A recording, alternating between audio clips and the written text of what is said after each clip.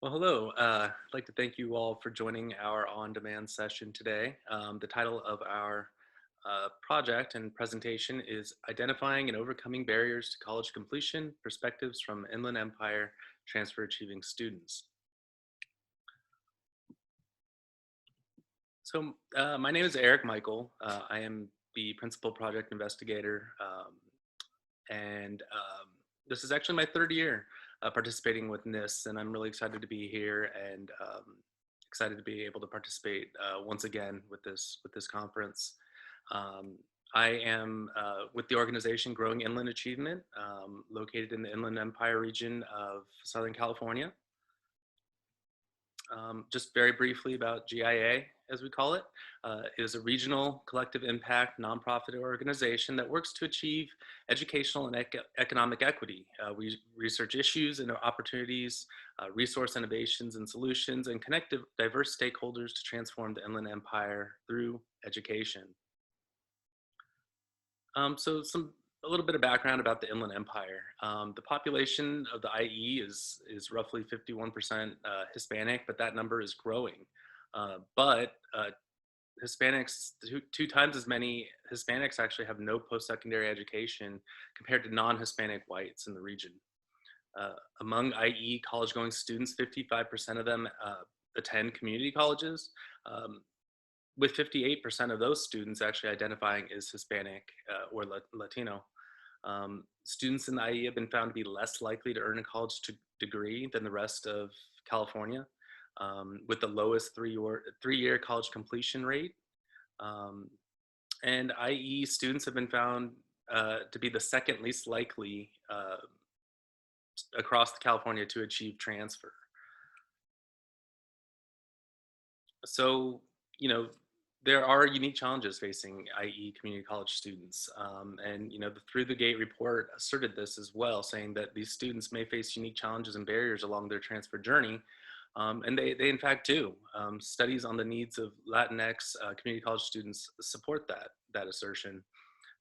As these students are found to be typically low income, are often the first in their families to attend college, have multiple responsibilities, in addition to their academic commitment, and often attend classes in the evening. And the findings from this project really bear this to be true as well. So some contributions of our project. It addresses the call for qualitative exploration of the community college student needs and achievement, particularly of Latinx community college, the Latinx community college transfer experience. Um, it utilized purposeful, in-depth interviews that allows college administrators to become fully aware of the barriers that students experience, not only, getting to college, but then through college. And it's unique in that it offers a retrospective look at transfer achievers, that is distinct from, the many studies that are out there that generally rely on interviews with students currently attending the community college. This project, we looked at students who are now at the 4-year, as a retrospect back into to how they got to where they are. So what did we do exactly? We called it the Transfer Achievement Project. And in this, we interviewed 33 transfer achieving students. They represented 9 Inland Empire community colleges. Um, and they were currently attending 5 of the region's most commonly transferred to public or private institutions. And the objective is really to help develop regional strategies to support IE students, um, trying to navigate these barriers and achieve transfer and ultimately their bachelor's degree. So here's a little snapshot of the institutions that were represented in this study. The 5 4-year colleges are at the bottom there: Cal State San Bernardino, UC Riverside, UCLA, Cal Poly Pomona, and of course the University of Redlands. So our participants, again, I said there's 33 transfer achieving students we talked to. All the interviews were about an hour, and they all took place on Zoom, because this was right at the height of the pandemic, back in the spring of 2020, that this took place through the summer. The median age of these students was 24 years old. Roughly 2/3 of them identified as first generation college students. The vast majority, 29, were employed during community college. Again, roughly 2/3 identified as Hispanic or Latino. Um, 21 of these students uh, it shared that they had received financial aid during their time at community college. The average number of units these students completed was a little over 90 in the community college prior to transfer, um, which is significantly more than is really required. Um, the average years that they attended community college was just under 4 at 3.65, and roughly 2/3 of these students actually earned an associate's degree for transfer um, in the community college. 1/3 did not. So the interviews really covered three main periods of these students' lives: the high school, their time in community college as a student, and then their experience trying to transition from through the process of transferring from the community college to their 4 year. Their high school experience, these questions focused on, what did they kind of perceive their postgraduate graduation options to be, where they sought and obtained their college going advice from, and how they made that decision to ultimately attend a community college, and what they knew of going into community college as far as transfer and the potential for transfer. Their community college experience really focused on, what it was like being a student, their academic experience, how they chose their major, their use of support services, their obligations outside of class, and then if they're a first generation, how being first generation may or may not have impacted their experience. Um, and then their experience actually going through the transfer process. When did that transferring become a goal? What did they perceive their transfer options to be coming from the community college? Why did they earn an associate's degree or an associate's degree for transfer prior to transferring? And also, what their perception is of those students who have not successfully been able to transfer to the 4 year, and what they see as the big problems that or barriers that might be holding some students back. So in this process, we identified 8 common barriers to transfer for students attending community college in the Inland Empire. But before I cover these 8 barriers, I wanted to offer a guided question to consider as we go through them. And that is, how do the barriers identified by Inland Empire Community College transfer students compare to those observed in your own institutions and regions? So that brings me to the first barrier here. So students enter without direction and undecided on a major. In high school, students were largely unfamiliar with community college as a post-graduation option, and community college was often attached with a negative stigma. As a result, students entered community college without direction and wasted significant time accumulating unnecessary units undecided on a major, at times taking up to 4 years to choose an area of emphasis. Some students who did not receive early, effective academic and/or career advising found it difficult to select a major on their own, with some students even relying on online quizzes to help choose their field of study.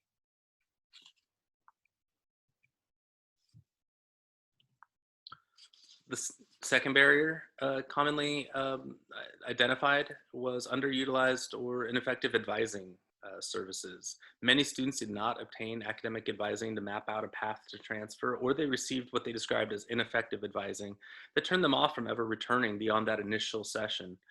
Perhaps indicative of this is that a significant majority of our students earned earned an associate's degree for transfer or an associate's degree, um, but the vast majority of these students, for them, it was inadvertent, unintentional, and many were unaware of any distinction between the two degrees. They just kind of picked it up along the way without even realizing it.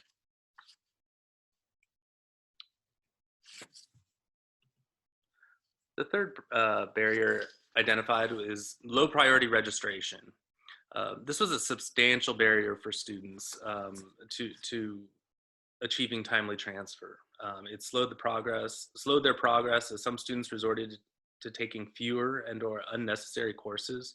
It also contributed significantly to students swirling between campuses to complete courses they could not get into at their home campus. And of course, swirling is that practice of attending multiple campuses to get the courses that you want to take in a particular semester. But it's a very time consuming process. Spending, in Southern California, you could spend um, an hour plus just getting between the two campuses. So a lot of wasted time in cars for these students. So the fourth barrier, underutilized academic support services. Only half the students interviewed actually utilized academic support services such as tutoring or supplemental instruction. And students largely attributed their lack of resource utilization to being unaware of how to access the services or to scheduling conflicts with their other responsibilities such as work. Students offered mixed reviews about the efficacy of these services, with some finding the peer teaching nature that is typical of these services welcoming and effective, while others found it to be off-putting, learning from their peers. And as you can see along throughout this presentation, we share a number of these quotes that are very insightful, that I definitely think are worth taking a look at. These are directly from the students themselves.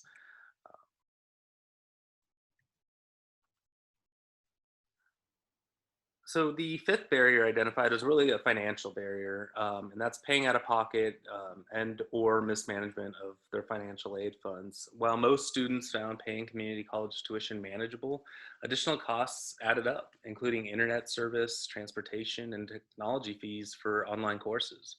A few students who received financial aid attributed mismanaging the dispersed funds and subsequently losing their extra grant money within 2 years to having not received financial aid guidance prior to receiving their disbursement. So they got the money and they just didn't know what to do with it, and did not feel that they got any guidance as to how to appropriately spend that money as a student. The sixth barrier was really misperception of students' misperception of their transfer options. Many students navigated the transfer process on their own, unaware of transfer-related resources, services, or events available through their community college transfer center. Some never even knew a transfer center existed. Of those who were aware of the college transfer center and its associated services, they often found them to be poorly advertised or difficult to locate. Additionally, students often describe their transfer center's website as outdated or just confusing. Um, with regard to the misperceptions, while many had a reasonable confidence that they would be admitted to a Cal State campus upon transfer, some had that misconception that they would not be eligible at all to transfer to what some consider a more selective University of California system, or they thought their chosen major just did not mesh with what they perceived to be the more math or science focused UC system, which is just not entirely accurate. Also, with few exceptions, most found transfer fair college rep visits to be non-impactful, citing their impersonal nature and the inability to get detailed answers about their competitiveness as an applicant.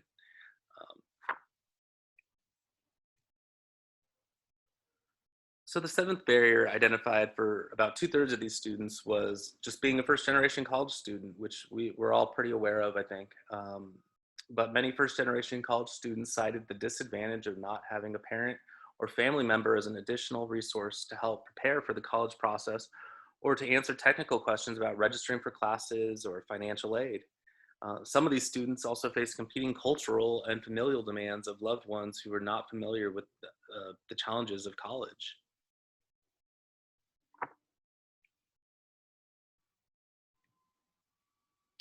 And a final very common barrier for students is employment. Employment while also maintaining, class, being a student. Long hours at work and school put a major strain on students' ability to study, taking maximum units towards timely transfer and or to make use of the available academic and transfer services and resources. Some students employed during community college felt unaccounted for due to the lack of courses, services, and resources available to them on campus after work. Typically, having to take classes at night, many working students felt left to do things blindly, restricted in their ability to use tutoring services, the library, or just to network with their peers. Additionally, having to work during community college left some students unable to participate in important student enrichment programs such as Puente.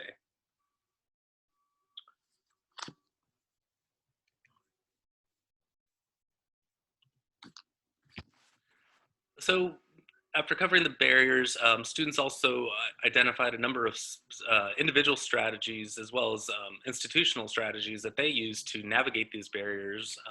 And as well as they offered suggestions both for future students and for the institutions themselves to help students avoid these barriers or to negate these barriers altogether. Um, Again, before we cover these strategies and suggestions from students, a couple questions to consider are, how can you and or your institution better accommodate the transfer strategies identified by Inland Empire Community College transfer achieving students? And then, why are some of these relatively simple suggestions for helping students achieve transfer not already implemented in your institution? And what steps might you be able to take to help change that?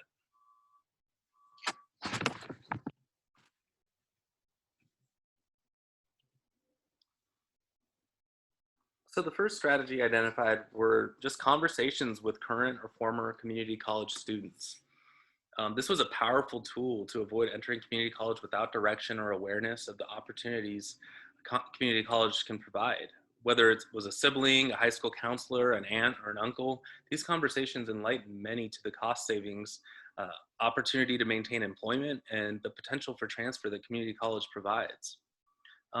Students suggest that institutions communicate the benefits of community college to high school students early and to demystify that negative stigma that's attached to attending community college.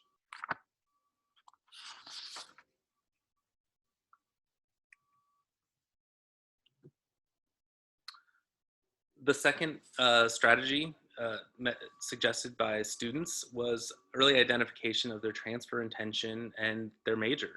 Entering community college with the intention to transfer helps students avoid wasting time in non-transferable courses, to stay organized, and to stay motivated to do well in class. Crucial to avoiding accumulation of unnecessary units was identifying a major as soon as possible. Most students who chose a major with relative ease cited their long-term career ambitions, the idea of job security, and or just their life goals for driving that decision. Students meet with career counseling right away to hone their interests, strengths, and skills, and to pick a major accordingly. They also recommend implementation of workshops that walk students through potential career options associated with particular fields of study to help them kind of choose a career path early in the process. The third strategy was developing faculty and staff mentorships. Informal mentorships established in the classroom or via one of the several impactful enrichment programs, such as EOPS or MESA, offered students effective academic guidance outside of college advising, which, as we discussed, has been a common barrier for students.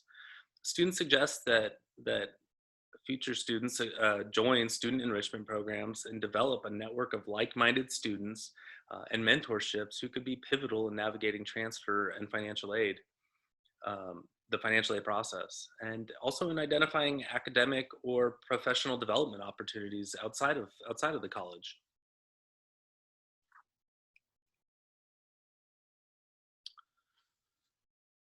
So a strategy for the getting around the low priority registration was doing whatever they could to really gain a higher priority registration, as well as swirling.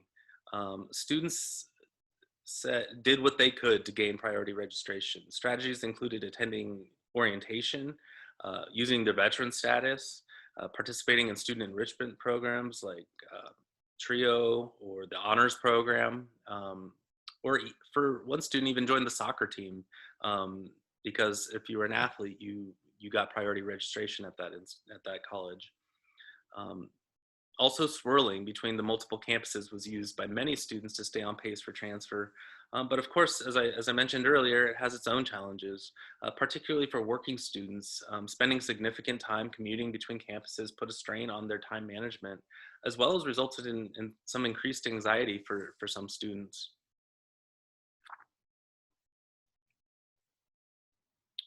Another strategy is strategic scheduling and just use of academic supports at the college. Scheduling strategies included taking all electives while simultaneously enrolled in traditionally challenging courses like biology, or to take the quote unquote easy courses during the shorter winter session to better focus on the more challenging courses during the longer regular semester. Other forms of academic support were peer study groups, the college honors program, and the college writing and learning resource centers. Some also just had to resort to YouTube and Google for help learning the material.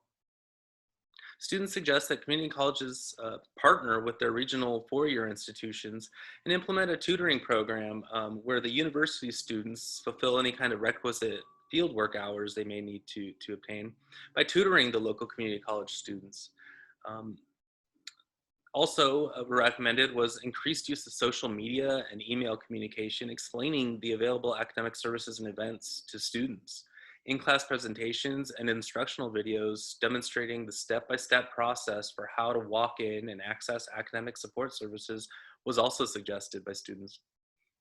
Early communication of what office hours was recommended, as well as some students, particularly first-generation college students, don't know what hours are when they first enter college, and really do need to explicitly be told this, or otherwise they're just behind the curve learning what resources are out there.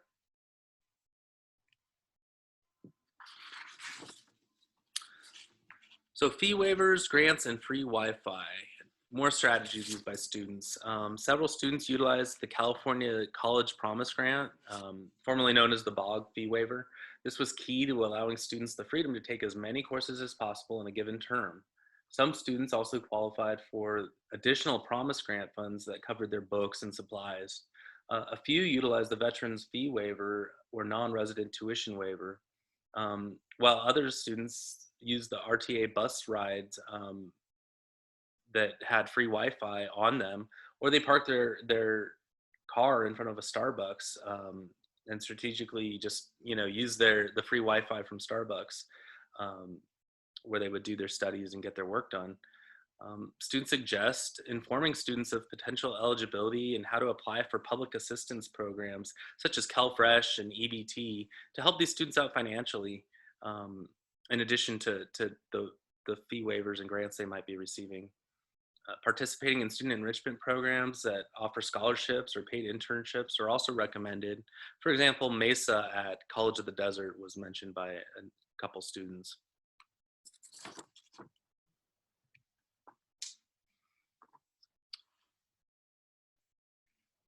So another strategy was use of the transfer center services, participation in student enrichment programs, and one-on-one sessions with university reps. Transfer application workshops, college campus tours, and transfer application review were key transfer center services for students. The mentorships and community of transfer motivated peers gained through student enrichment programs were vital to some students' ability to navigate transfer. Individually, several students conducted internet research or relied on what they learned from alumni of a university. Meeting individually with an admissions rep could have a significant impact on students' decision whether to apply to a particular university. UCR and Cal State San Bernardino and University of Redlands were all credited with providing particularly impactful one-on-one transcript review sessions with students. Students suggest again that institutions use social media platforms to advertise their transfer center services and events. A shared online platform where students it can exchange valuable transfer related resources was also recommended. Enlisting visible student ambassadors around campus to raise transfer center awareness was suggested as well. To increase awareness of potential transfer destinations, a monthly panel of former transfer achieving students was recommended, and students proposed weekly coffee chats with college reps from revolving four-year institutions in the region. And then the final strategy was was related to managing work and school responsibilities. Some students were very fortunate and had a job that allowed them to quote unquote work on the clock, study on the clock, while taking a full course load. Most resigned, however, to taking only one or two courses a semester that could fit their tight schedule. And with most campus services and resources unavailable at night, working students use their lunch breaks or they called out sick to get extra study time or attend advising and transfer counseling. Students suggest that professors, meet working students halfway by lightening their in-class attendance requirements. For example, allowing students to attend class virtually or to have a 30-minute grace period for arriving and leaving class. Um, Students recommended offering more night and hybrid classes and to make services and resources more accessible during the nighttime as well.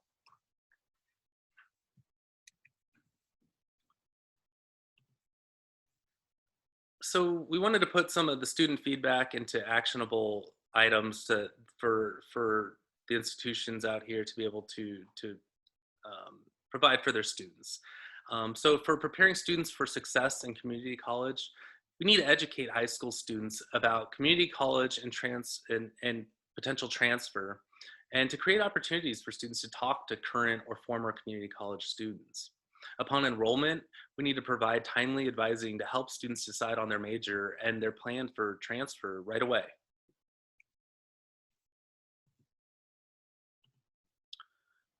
For successfully maneuvering throughout the community college system, we need to ensure students can enroll in the classes they need to complete their degree requirements. We need to increase awareness and quality of advising and support services to meet the needs of our students. And we need to encourage students to join these enrichment programs that will help them connect to peers, to faculty or staff for ongoing social and academic support. And for actualizing transfer, we need to provide transfer-specific support to prepare students to transfer efficiently.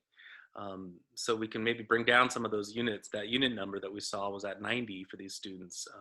That doesn't need to be so high. There's a lot of unused units that these students are taking that are causing them to take more time than necessary in community college.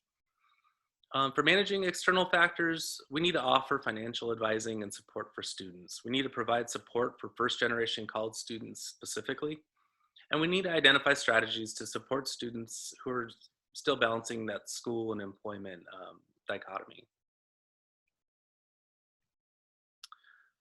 So I want to thank you all again for attending our on-demand session. If you'd like a little more information about what we do at GIA, you can visit our website at inlandempiregia.org. Please, I want to remind you all to complete a session evaluation via the NIST 2121 conference app. And if you have any questions or comments about our project or the presentation, please feel free to reach out to me by email at eric.michael@cgu.edu. And I can also be found on LinkedIn. Thank you all again. I hope you have a great rest of your conference.